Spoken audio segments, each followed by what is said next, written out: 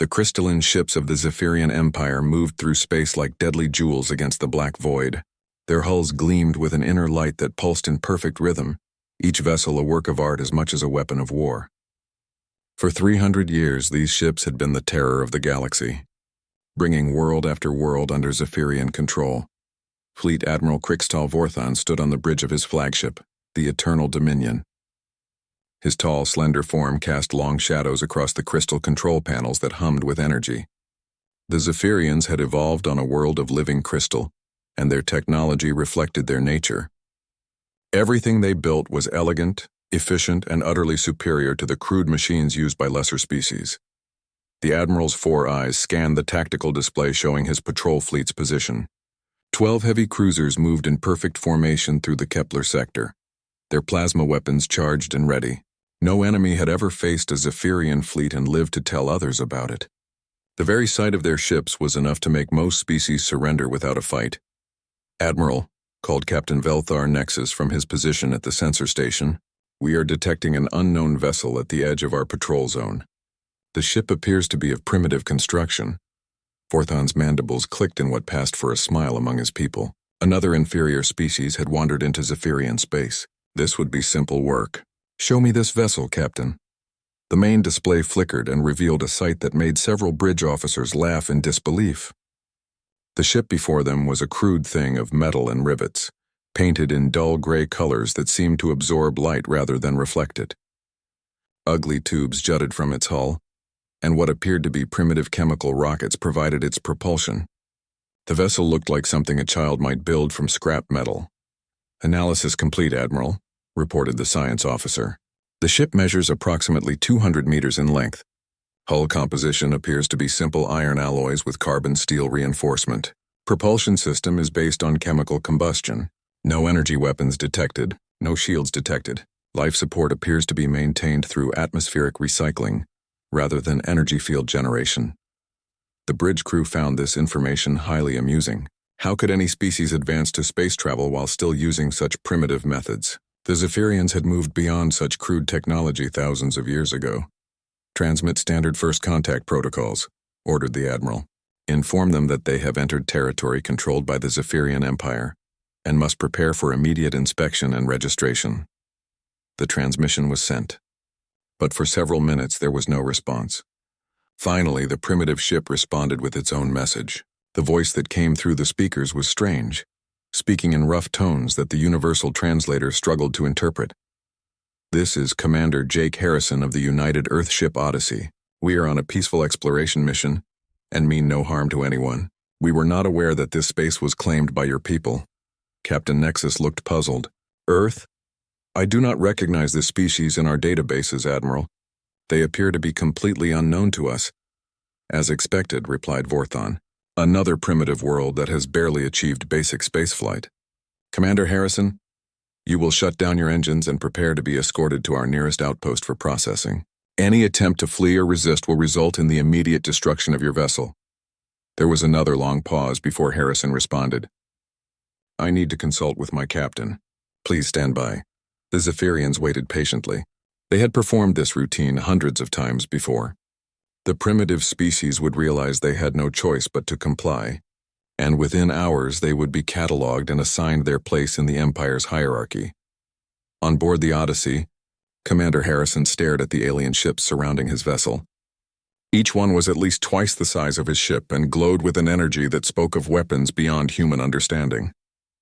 The exploration vessel carried only basic defensive systems and a small crew of scientists and diplomats. "Get me Captain Morgan on the comm." Harrison ordered his communication officer. Captain Lisa Morgan appeared on the screen moments later. She had been reviewing star charts in her ready room when the aliens had appeared. Her brown hair was pulled back in a regulation style, and her green eyes showed the calm that came from years of command experience. "Jake, what's our situation?" she asked. 12 alien warships have us surrounded, Captain. They're calling themselves the Zephyrian Empire and demanding we submit to inspection. From the looks of their technology, we're badly outgunned." Morgan studied the tactical display that Harrison transmitted to her screen. The alien ships moved with a precision that spoke of advanced computer control and centuries of military tradition. Their weapon systems were clearly far beyond anything humanity had ever developed. "Any sign of hostile intent?" she asked. "They've threatened to destroy us if we resist, but they seem to be following some kind of standard procedure. I think this might be routine for them." Morgan made her decision quickly. The Odyssey was an exploration vessel, not a warship. Her mission was to gather information about alien civilizations, not to start humanity's first interstellar war. "Jake, inform the aliens that I will speak with their commander directly. Set up a visual communication link." Within minutes, the face of Fleet Admiral Vorthon appeared on the Odyssey's main screen. The alien's appearance was startling to the human crew. His head was elongated and angular, with 4 large eyes that seemed to glow with their own light. His skin appeared to be made of the same crystalline material as his ship's. "I am Captain Lisa Morgan of the United Earth ship Odyssey," she said formally. "I understand you wish to inspect our vessel." Vorthon's voice carried the tone of someone accustomed to absolute obedience. "Captain Morgan, your primitive vessel has entered space controlled by the Zephyrian Empire. You will surrender your ship for inspection and prepare to accompany us to Outpost 7 for processing. Your species will be evaluated for integration into our empire." The casual way he spoke of integrating her entire species into his empire sent a chill down Morgan's spine, but she kept her expression neutral. "Admiral, we come in peace and seek only to explore and learn. We had no knowledge of your claim to this region of space." "Ignorance is not an excuse," replied the Admiral. "However, your cooperation will be noted in our records." "Follow our ships to the outpost. Any deviation from our prescribed course will be considered an act of aggression." Morgan realized she had little choice. The alien ships could undoubtedly destroy the Odyssey without difficulty, and her crew's lives depended on her next decision. "We will comply with your instructions, Admiral. The Odyssey will follow your ships to your outpost." Vorthon's mandibles clicked in satisfaction. "Excellent. You have made the wise choice, Captain. Your species shows promise for integration into our empire." The transmission ended, leaving Morgan alone with the weight of first contact on her shoulders. She had just committed humanity to its first encounter with an alien empire, and she could only hope that diplomacy would prevail over the obvious military superiority of their captors. The Zephyrian outpost materialized before them like a crystal cathedral floating in the void. Outpost 7 was a massive structure that seemed to grow from a single enormous crystal, its faceted surfaces catching and reflecting the light of nearby stars. Docking bays opened like glowing mouths along its surface, each one large enough to hold a dozen ships the size of the Odyssey. Captain Morgan stood on her bridge watching the alien structure grow larger as they approached. The escort ships had maintained perfect formation during the 3-day journey, never varying their position by so much as a meter. The precision was both impressive and intimidating. "Captain," called Lieutenant Commander Ryan Blake from his position at the tactical station, "I'm reading massive energy signatures from that station. Whatever powers that thing could probably light up half of Earth." Morgan nodded grimly. The technological gap between humanity and the Zephyrians was becoming more apparent with each passing hour. Chief Engineer Amy Foster had spent the journey analyzing the energy readings from their escort ships, and her reports were not encouraging. "Amy, what's your assessment of their technology?" Morgan asked. Foster looked up from her console, her blonde hair slightly disheveled from hours of work. "It's unlike anything we've ever seen, Captain. Their power systems appear to be based on some kind of crystalline energy matrix. The efficiency is incredible, but from what I can tell, the whole system depends on maintaining perfect harmonic frequencies." "Meaning what exactly?"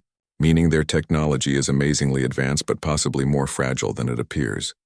Like a crystal glass that can hold tremendous pressure but shatters if you hit it at the right frequency." Before Morgan could respond, the communication system activated. "Human vessel Odyssey, you will dock in Bay 12. A delegation will board your ship for preliminary inspection. Prepare to receive Fleet Commander Zexathyra Corvin." The docking process was handled entirely by the Zephyrian systems.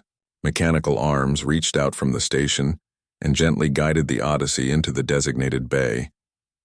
The precision was flawless, bringing the ship to rest without the slightest bump or vibration. Within an hour, the airlock chimed to announce the arrival of their visitors.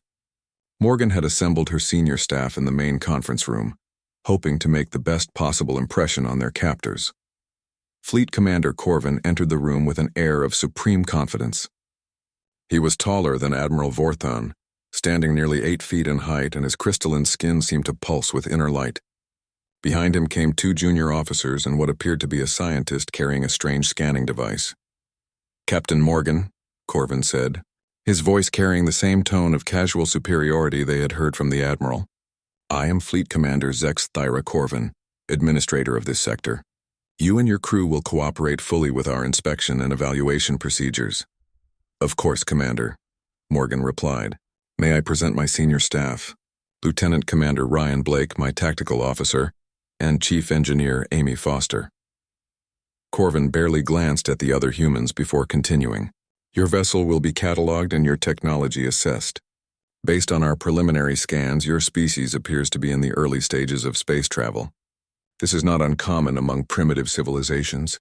Blake bristled at the casual insult, but Morgan shot him a warning look. Starting a fight with beings who could destroy their ship was not advisable. "Tell me, Captain," Corvin continued, "how many worlds does your species control? We come from one world, Earth. This is our first venture into deep space." The Zephyrian science officer made notes on a crystalline tablet that glowed as he touched it. "Single world species, early spaceflight capability, primitive chemical propulsion. Standard Category 7 civilization." Corvin nodded as if this confirmed his expectations. "As I suspected.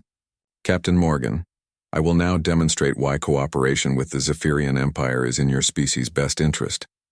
The conference room's lighting dimmed, and a holographic display materialized in the center of the table. The image showed star maps with hundreds of systems highlighted in blue. "This represents the current extent of the Zephyrian Empire," Corvin announced proudly. 374 star systems, over 2,000 inhabited worlds, and 43 different species serving the Empire in various capacities. The display changed to show recordings of space battles.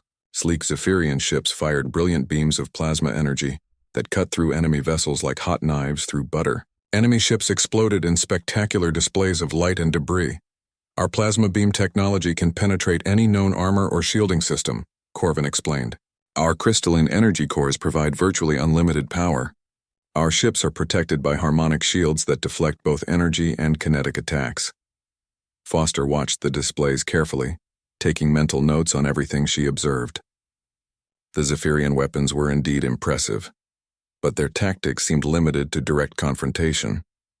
Their ships always attacked in perfect formations, firing coordinated volleys at maximum range. "This is the fate of species that choose to resist the Empire," Corvin said as the display showed the complete destruction of an alien fleet. "However, those who cooperate find their place within our hierarchy and enjoy the protection and benefits of membership." "What exactly does membership entail?" Morgan asked. "Your species would be classified according to your capabilities and assigned appropriate roles within the Empire. Your world would provide resources and manpower as required. In return, you would receive protection from other hostile species and access to selected Zephyrian technologies." Blake leaned forward. "And if we refuse?" Corvin's 4 eyes fixed on the human officer with something resembling amusement. "Refusal is not an option, Lieutenant Commander Blake. No species has ever successfully resisted the Empire. Your primitive technology would be swept aside in a matter of hours." "How can you be so certain?" Foster asked. "You've never encountered our technology before." The Zephyrian commander laughed, a sound like crystal chimes in the wind. "Chief Engineer Foster, we have conquered species with technology far more advanced than yours. We have faced plasma cannons, particle beam weapons, quantum torpedoes, and antimatter bombs. Your chemical rockets and metal projectiles are curiosities from a bygone age." Foster nodded politely, but her mind was racing. The Zephyrians had faced energy weapons and exotic technologies, but had they ever encountered simple kinetic weapons fired at extreme velocities? Their shields were designed to deflect energy. But what about solid matter moving at significant fractions of light speed? "I understand your position, Commander," Morgan said carefully. "However, I need time to communicate with my government. A decision of this magnitude cannot be made by a single ship captain." Corvin considered this request. "Very well. You have 30 of your Earth days to prepare your world for integration. We will provide you with the coordinates of your home system and escort you there to observe the process." 30 days? Blake said in disbelief. "More than sufficient time for a primitive species to prepare," Corvin replied dismissively. "Most civilizations require only a few days to realize the futility of resistance." The holographic display changed to show massive Zephyrian fleets assembling in deep space. Hundreds of crystalline ships moved in perfect formation, their weapons glowing with deadly energy. The Grand Fleet will arrive at your Earth in 30 days, Corvin announced. I suggest you use this time wisely to prepare your people for their new role in the Empire. Morgan felt a chill run down her spine as she watched the alien fleet on the display. Each ship was larger and more powerful than anything humanity had ever built. The idea of resisting such a force seemed impossible. We will carry your message to Earth, Commander, she said finally. Excellent, Corvin replied. Your cooperation is noted and will be remembered favorably when your species' final status is determined. As the Zephyrian delegation prepared to leave, Foster spoke up one last time. Commander, would it be possible to observe your ship's systems? As an engineer, I'm fascinated by your technology. Corvin paused at the door. A brief tour can be arranged. Perhaps seeing our capabilities firsthand will help convince your leaders to make the correct decision. After the aliens left, Morgan turned to her senior staff. Ryan, prepare a full report for Earth Command. Include everything we've learned about their technology and capabilities. Amy, she continued, I want you to analyze every piece of data you can gather during that tour. If we're going to have any chance of defending ourselves, we need to understand their weaknesses. Foster smiled grimly. Every technology has weaknesses, Captain. Even theirs. The emergency session of the Global Defense Council convened in Geneva just 12 hours after the Odyssey's return to Earth. Admiral Kevin Martinez stood before representatives from every major nation, the weight of humanity's survival resting on his shoulders. The conference room's large screens displayed the recordings that Captain Morgan had brought back from her encounter with the Zephyrian Empire. Ladies and gentlemen, Admiral Martinez began, we have 28 days to prepare for the arrival of an alien fleet that has conquered nearly 400 star systems. According to their own claims, no species has ever successfully resisted them. The Chinese representative leaned forward. Admiral, what are our options? Can we negotiate with them? Martinez shook his head. Commander Corvin made it clear that negotiation means surrender. They view us as a primitive species to be integrated into their empire, not as equals to be negotiated with. On the screens, the recordings showed the devastating power of Zephyrian plasma weapons tearing through enemy ships. The assembled representatives watched in silence as entire fleets were destroyed in minutes by the crystalline warships. Dr. Peter Kim from the Advanced Research Division stood up. Admiral, we've been analyzing the technical data that Engineer Foster collected. There may be vulnerabilities in their technology that we can exploit. Explain, Martinez ordered. Dr. Kim activated his presentation. The Zephyrians have based their entire technological civilization on crystalline energy matrices. This gives them tremendous power efficiency, but it also creates a critical weakness. Their systems operate on precise harmonic frequencies. If those frequencies are disrupted, their power systems could fail catastrophically. Dr. Rachel Adams joined her colleague at the front of the room. Furthermore, their shields appear to be designed specifically to deflect energy-based attacks. Plasma beams, particle weapons, and directed energy systems bounce off their defensive fields like light off a mirror. But, Martinez prompted, sensing there was more. But their shields may not be effective against simple kinetic attacks, Adams continued. A solid projectile moving at high velocity might punch right through their defenses because their technology has evolved beyond the need to defend against such primitive weapons. The room erupted in excited murmurs. The British representative raised her hand. Are you suggesting we can defeat advanced alien technology with bullets? Dr. Kim smiled grimly. Not bullets exactly, but the principle is sound. While they've been perfecting energy weapons, we've been developing kinetic systems. Our railguns can fire projectiles at tremendous velocities. Our missiles don't rely on exotic energy sources that can be disrupted. Admiral Martinez felt the first stirring of hope since this crisis began. How quickly can we implement these theories? We'll need to retrofit every ship in the fleet, Dr. Adams replied. Remove energy weapons where possible and replace them with kinetic systems. Install electromagnetic pulse generators to disrupt their power cores. Modify our armor to absorb energy attacks while protecting our mechanical systems. Captain Susan Taylor of the UES Valiant spoke from her position at the military advisors table. "Admiral, what about our space-based defenses? The orbital platforms were designed to defend against human weapons." General Nathan Brooks answered before Martinez could respond. "Susan's right. We'll need to completely overhaul our defensive strategy. Instead of trying to match their energy weapons, we should focus on what we do best: adaptability and asymmetric warfare." The next few days passed in a blur of frantic activity. Every shipyard on Earth and in the orbital facilities worked around the clock to retrofit humanity's modest space fleet. The elegant energy weapons that had seemed so advanced just weeks ago were stripped out and replaced with simple but effective kinetic systems. Commander Alex Turner oversaw the weapon modifications at Luna Base. The railguns being installed were crude compared to Zephyrian plasma beams, but they could fire tungsten projectiles at nearly 10% of light speed.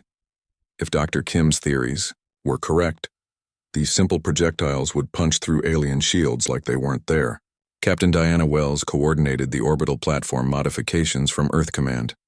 The space stations that protected Earth's orbital infrastructure were being armed with massive kinetic weapons and electromagnetic pulse generators. If the IDO aliens expected to face energy weapons, they would be surprised by humanity's low-tech approach. Amy Foster found herself promoted to commander and assigned to Admiral Martinez's staff as chief technical advisor. Her analysis of Zephyrian technology had become the foundation for humanity's entire defense strategy. "Commander Foster," Martinez said during one of their daily briefings, "how confident are you in these assessments?" Foster looked at the tactical displays showing Earth's hastily assembled defenses. "Admiral, I won't lie to you. We're making educated guesses based on limited data, but I'm confident that their technology has blind spots. They've evolved beyond kinetic weapons because they've never needed to defend against them. And if you're wrong, if I'm wrong, we'll be destroyed just as quickly with kinetic weapons as we would be with energy weapons. But if I'm right, we might have a chance." The human fleet was a motley collection of ships that bore little resemblance to the elegant Zephyrian vessels. The UES Liberty, flagship of the defense fleet, looked like a flying industrial complex, with its additional armor plating and external weapon pods. The UES Freedom bristled with railgun turrets that could pivot to track multiple targets simultaneously. Unlike the Zephyrians, who favored large, powerful ships operating in perfect formation, the human fleet consisted of smaller, more maneuverable vessels designed to operate independently. Each ship was built with redundant systems and modular design, allowing them to continue fighting even after sustaining heavy damage.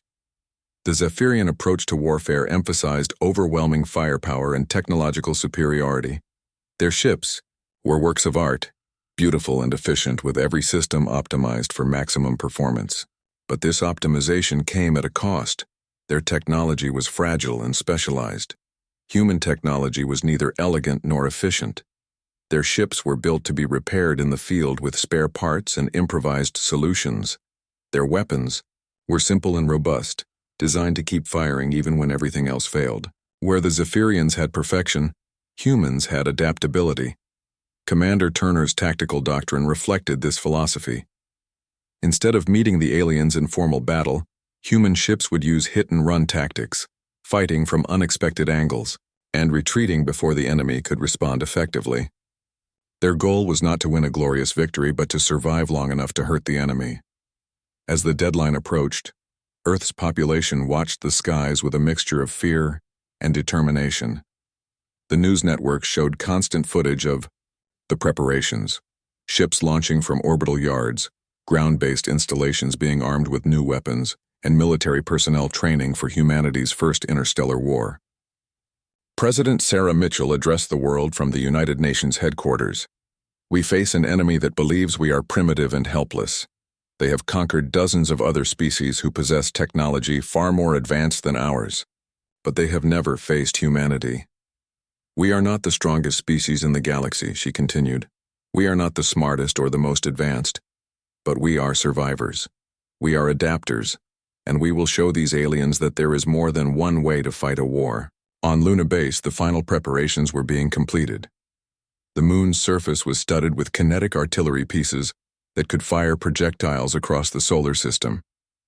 If the Zephyrians approached Earth, they would face a gauntlet of high-velocity, tungsten rods launched from lunar mass drivers. Commander Turner stood on the observation deck watching the last of the defense satellites being deployed. Each satellite carried a single powerful electromagnet designed to disrupt the harmonic frequencies of Zephyrian power cores. The satellites would only get one shot before being destroyed. But one shot might be enough. "Sir," called Lieutenant Jack Miller from the communications station, "we're receiving a transmission from long-range sensors. The Zephyrian fleet has entered the outer solar system." Turner felt his stomach tighten. After weeks of preparation, the moment of truth had arrived. "How many ships?" "Initial count shows over 200 vessels, sir. They're maintaining standard Zephyrian formation, approaching at optimal cruise speed." Turner activated the fleet communication system. "All ships, this is command. The enemy has arrived. Execute Plan Alpha. Show them what happens when they underestimate humanity." In the depths of space, the elegant crystalline ships of the Zephyrian Grand Fleet approached Earth with supreme confidence. Fleet Admiral Vorthon stood on his bridge, reviewing the final assault plans. The primitive humans would be given one last chance to surrender before the demonstration of Zephyrian power began. Behind him, Captain Nexus monitored the sensor readings. "Admiral, we're detecting the human fleet assembling near their moon. Their ships appear even more primitive than the vessel we initially encountered." Vorthon's mandibles clicked in amusement. "As expected. Prepare to transmit surrender terms. This will be over within the hour." The Zephyrian Grand Fleet emerged from hyperspace in perfect formation, their crystalline hulls catching the light of Sol and reflecting it back in brilliant displays of refracted energy. 212 warships arranged themselves in precise geometric patterns that had intimidated countless species across the galaxy. Each vessel pulsed with internal light, their plasma weapons charging in synchronized harmony. Fleet Admiral Vorthon stood on the bridge of the Eternal Dominion, surveying the primitive solar system spread before him. The third planet glowed blue and green in the distance, clearly inhabited but showing none of the technological signatures he expected from a spacefaring civilization. No orbital cities, no energy shields protecting the planet, no massive defense platforms bristling with plasma cannons. "Admiral," reported Captain Nexus from the sensor station, "we are detecting the human fleet, 43 vessels arranged in loose formation near the system's primary moon. Their ships appear to be the same primitive construction as the vessel we initially encountered." The tactical display showed the human fleet in detail, and several Zephyrian officers laughed at what they saw. The human ships looked like flying junkyards, their hulls studded with crude armor plating and ugly weapon emplacements. Where Zephyrian vessels flowed like liquid crystal, the human ships appeared to be built from scrap metal and industrial components. "Pitiful," commented Fleet Commander Corvin, who had requested permission to observe the conquest. "I have seen cargo haulers with more impressive designs." Admiral Vorthon activated the communication system. "Attention, primitive humans. This is Fleet Admiral Krixtal Vorthon of the Zephyrian Empire. You have had 30 of your days to consider our generous offer of integration. I trust you have prepared for surrender." The response came from the largest human vessel, a ungainly thing that bristled with weapon turrets like a metallic porcupine. The voice belonged to Captain Lisa Morgan, whom they remembered from their first encounter. "Admiral Vorthon, this is Captain Morgan speaking for the human fleet. We have considered your offer carefully." "Excellent," Vorthon replied. "Shut down your weapon systems and prepare to receive boarding parties. Your species will be processed and assigned appropriate roles within the Empire." There was a long pause before Morgan responded, and when her voice came through the speakers, it carried a tone that surprised the Zephyrian command crew. "Admiral, I'm afraid we must decline your generous offer. Earth is not for sale, and humanity is not interested in joining your empire." The bridge fell silent. In 3 centuries of conquest, no species had ever refused the Empire's final offer. Captain Nexus checked his universal translator, wondering if there had been some error in the transmission. "Captain Morgan," Vorthon said slowly, "perhaps you do not understand the situation. You face the might of the Zephyrian Grand Fleet. Your primitive vessels cannot possibly stand against our plasma weapons and harmonic shields. Surrender now and your species will be treated with mercy. We understand the situation perfectly, Morgan replied. We know you've conquered nearly 400 star systems. We know no species has ever defeated you in battle. We know your technology is far more advanced than ours. Then why do you choose death over integration? Morgan's answer would echo across the galaxy for generations to come. Because we're human, Admiral, and humans don't give up. The communication ended, leaving the Zephyrian bridge in stunned silence. Forthon felt a mixture of disbelief and anger at the humans' irrational decision. No species had ever chosen destruction over the benefits of Imperial membership. Very well, he announced to his fleet. If they choose extinction, we shall accommodate them. All ships assume attack formation. Target the largest human vessels first. Show them the price of defying the Empire. The Zephyrian fleet moved into its traditional attack pattern, a complex geometric arrangement that maximized the effectiveness of their plasma weapons, while maintaining overlapping defensive fields. It was a formation perfected over centuries of warfare, and it had never failed to break enemy resistance within minutes. On board the UES Liberty, Captain Morgan watched the alien ships deploy with clinical interest. The Zephyrian formation was indeed impressive, but it was also predictable. Every ship knew exactly where every other ship would be at any given moment, and their movements followed precise mathematical patterns. Commander Blake, she called to her tactical officer, initiate Operation Thunderstorm. All ships are to execute irregular evasive patterns and target the lead vessels with kinetic barrage fire. Blake's fingers flew over his console. Aye, Captain. Thunderstorm protocols activated. All ships report ready to engage. The human fleet scattered like startled fish, abandoning any pretense of formation flying. Each ship began moving in seemingly random patterns, accelerating and decelerating unpredictably while turning at sharp angles that would have been impossible for the more elegant Zephyrian vessels. What are they doing? Captain Nexus asked in confusion. Their formation has collapsed completely. Forthon studied the tactical display with growing puzzlement. The human ships appeared to be fleeing in all directions, but they weren't leaving the battle area. Instead, they were positioning themselves at odd angles around the Zephyrian fleet. No matter, he decided. Begin the assault. Target the vessel designated as their flagship. The Zephyrian ships opened fire in perfect synchronization, sending streams of brilliant plasma energy toward the scattered human vessels. The first volley should have destroyed half the enemy fleet, but as the plasma beams reached their targets, something unexpected happened. The beams struck the human ships and splattered across their armored hulls like water hitting a rock. The crude metal plating absorbed the energy and glowed red-hot, but the ships continued functioning.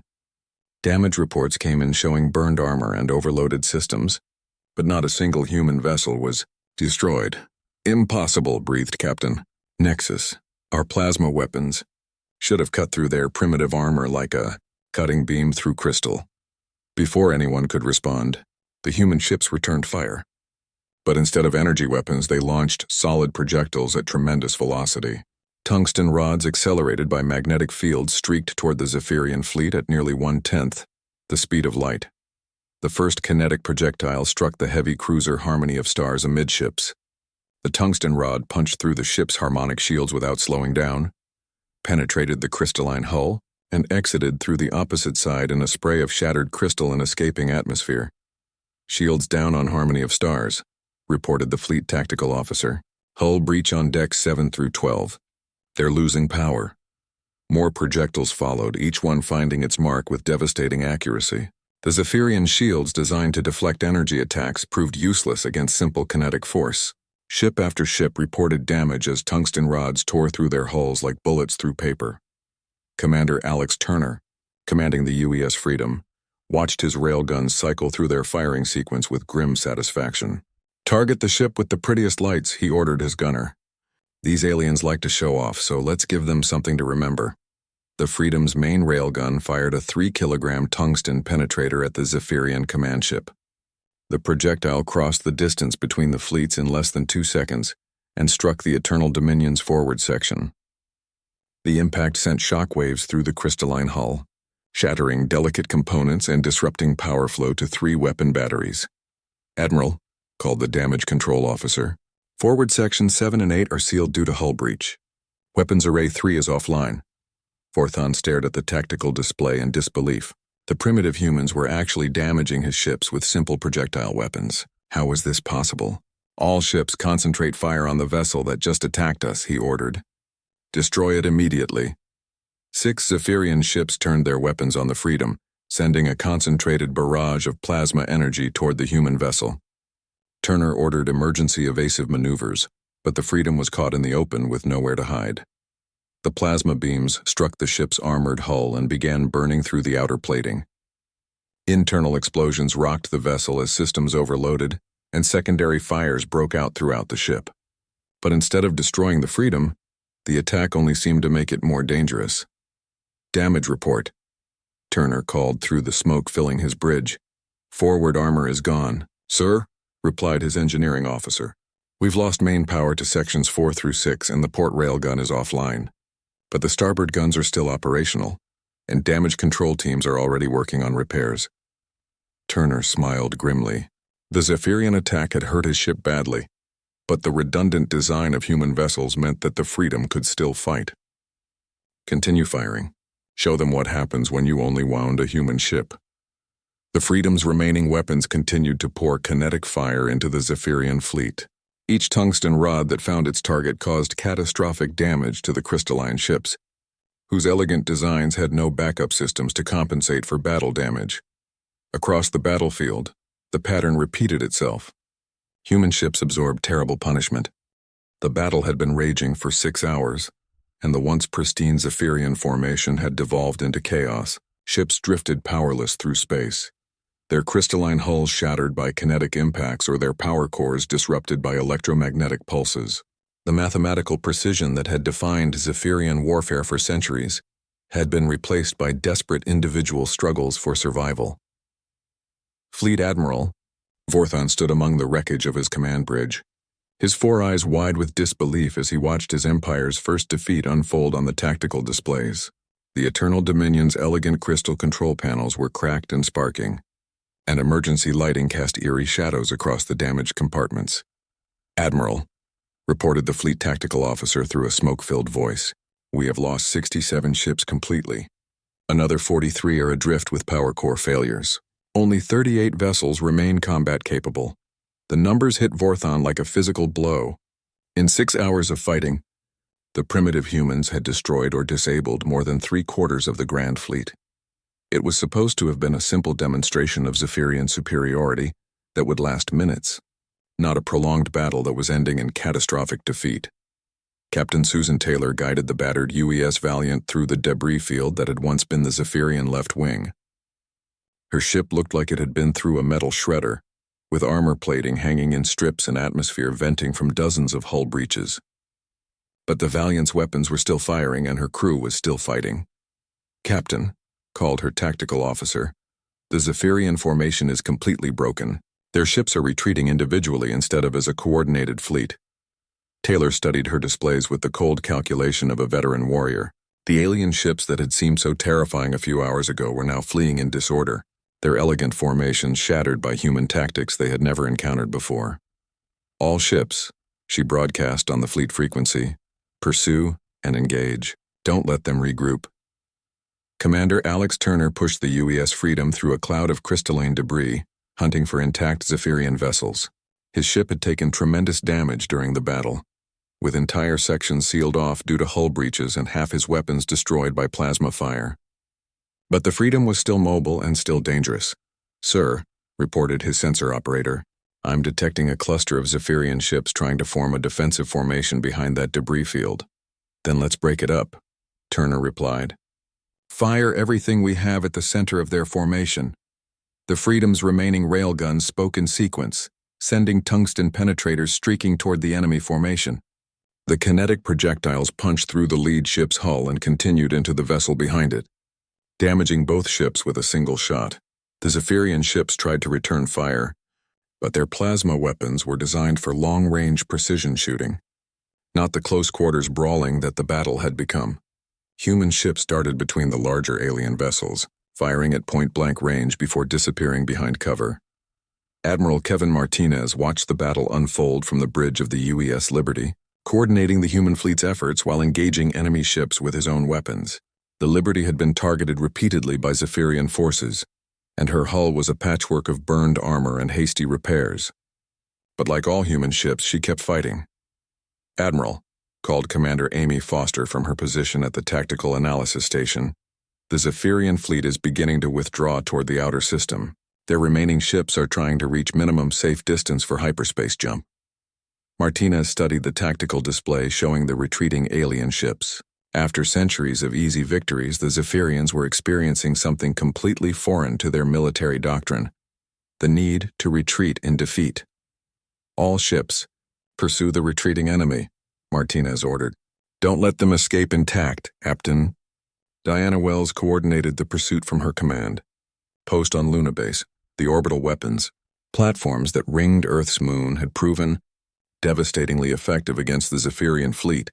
Their massive kinetic artillery pieces capable of striking targets millions of kilometers away. "Firing solution plotted on the retreating formation," reported her weapons officer.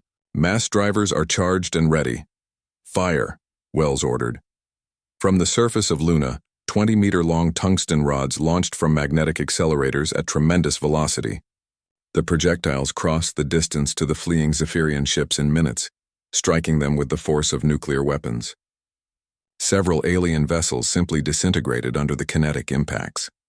On board the Eternal Dominion, Fleet Admiral Vorthon made the most difficult decision of his long military career.